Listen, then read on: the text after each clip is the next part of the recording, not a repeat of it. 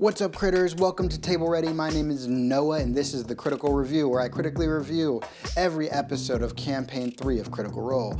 Now, this episode is pretty interesting, and I'm excited to get some good reviews spattered out throughout the recap. Each one of my reviews should be taken with the same amount of seriousness as Laudna's morning routine. Yeah, we'll go with that.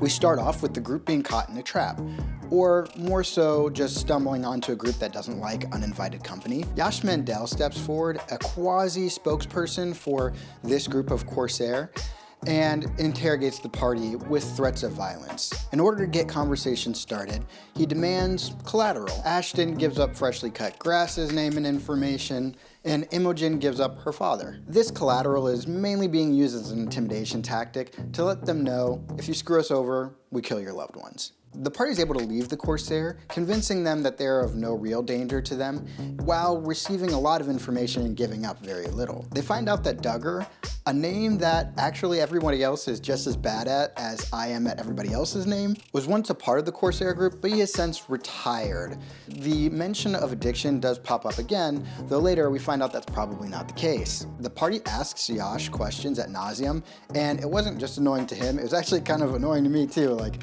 all right guys, let's go. How much of this is he gonna tolerate? There's also this weird moment at the very end of their conversation where they were talking about Estrose, and it wasn't clear whether or not they were talking in the meta or not. Dorian's speaking in character, some of the others aren't, and it seemed as though there was a misunderstanding between some of the party members thinking that this was out in the public and others thinking that that was just happening in the meta. I don't enjoy moments like these. It just leads to confusion and puts the DM in a weird spot where he then has to decide, okay, I'm just going to assume all this was said in person or not, and the party may be feeling hurt about that later. This happens all the time in home games, but in a streaming setting, it's a little tough because it's not so nice to actually stop the progress of the game to figure out the details of what's being said in the meta and what's being said in character. So for this, I gotta give the moment like a 4 out of 10. It was just kind of annoying and I wanted it to be over soon. By the end of the conversation, they're able to gather some more information out of this half-elf by insinuating that this dark dwarf is actually into some shady business that might impact the Corsair's reputation. This leads to them getting the information as to where he lives, which is great. Immediately after being released, the party decides to do some shopping. And it's probably a good thing that Travis wasn't there for this. And I wouldn't be surprised if he actually died just to avoid a bit of the shopping episode and then comes back next. Wait, hold up. So during the episode, Travis dropped this tweet. "You lovely people, you won't see my character at the table tonight. Not yet. For Campaign 3, Marisha's words hold true. All bets are off. Enjoy the characters, the story, and the ride. I'm loving it so far. See y'all in a bit." Man, what does that mean? What does that mean? Theory's popping off the dome right now. If I had to guess, I would say that Travis comes back as the baddie. All bets are off doesn't sound like he's just gonna play another character. It sounds like something transformative is going to happen. And we've all been kind of waiting to see what that is. When Marisha did say all bets are off, things are going to be different, we all assumed it was gonna be more than just this set. Right? Let's get back to the episode. But it really didn't take that long. They were only shopping for maybe an hour, and they got to meet one of Ashton's former coworkers. Edvik is a storytelling salesman, and Ashton's able to get the party kind of a peek behind the counter to see some of the nicer objects. They leave with some potions and sending stones. Now on to Duggar's home. The party heads to the core spire and finds the place described by Yash. It is dark and drearier than the surrounding area. Imogen and Orm ding-dong ditch the house to see if anyone's home.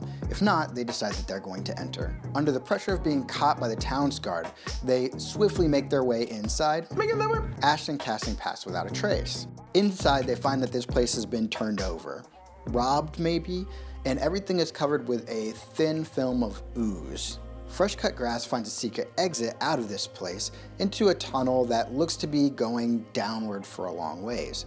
Fern turns into a rat and heads on down, where she is confronted by well, something that chases her back into the room. Turns out to be the Dark Dwarf and his shadow creepers. The combat is pretty intense with 3 members of the party going down, and I honestly thought Fern was done this episode, having 2 failed death saves before Fresh Cut Grass was able to bring her back up. Now I gotta give it to Matt for this combat. It was heavily themed, really creepy, with these nasty things just flooding into this room through this hole and also popping out of Duggar's body. 8 out of 10. I'm not happy about it, but good job. 8 out of 10. Although I really love the theme and the vibe of this combat, I gotta say it felt a little drawn out and long with all of these shadow creepers coming into the room one after another, and the party could have easily avoided this by finding a way of blocking off the space earlier, but as a DM, I've done that before where I just keep putting more and more enemies in, and it just draws combat out, and I'm like, man, I really wish you guys would figure out how to end this so that we can move on with the story. I picked up some of those vibes here, so I'll give the ending of the combat a 6 out of 10, but the overall combat I really enjoyed and would be much closer to an 8. There are 2 moments that stand out for me in this combat that I loved above the rest. First is Fresh Cut Grass casting command on Duggar, and Letters gets 1 word to command Duggar to do, and he chooses the word alphabetize. So good, hilarious. 9 out of 10 on that one. I couldn't have chose a better word myself. Something that I've noticed Dorian, or more Robbie, doing is singing his failures. It's very bad. I'm gonna miss again. That's a 2. So freaking hilarious. Oh, hold on. There is one more highlight that I have for combat. It's the combos. We have both Ashton and Orm imposing disadvantage at the same time, which basically makes it so that all these melee attackers have disadvantage no matter whom they attack. Definitely cool. I'm excited to see how more combos play out in the future. 9 out of 10 on that one. They eventually overpower Duggar and kill him bursting into flames and leaving the only really valuable things behind in his weapons. They close off the door, and the party goes to leave. Dorian charms the neighbor in order to avoid suspicion, and then they head out to Lord Estrose's estate. Estrose thanks them, offering them the bounty that he was offering for Bertrand Bell's murderer, 1,000 gold pieces. He also clears up some other things for them. Yes, he would like his name to be mentioned to the Corsair, but only if they're in good terms with them. Estrose lets Orm know that he actually has made connection with people who are going to try to arrange a meeting with him and the Anger. This is really cool. It leads me into my next rating. Justice for Bertrand Bell came quickly, and I love that. We didn't spend an entire campaign arc avenging the death of a fallen party member. For this, I gotta go 9 out of 10. I was not looking forward to slugging through some vengeance quest, and I like not knowing what's going to happen next.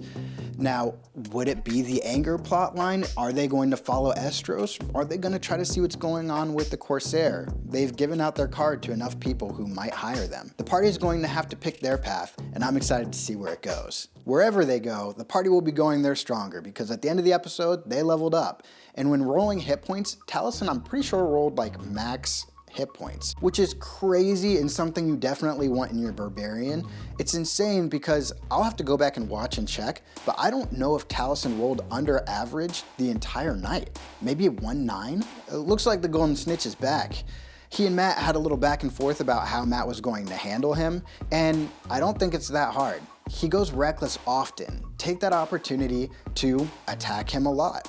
Every other attacker on Ashton will have advantage because Ashton went reckless.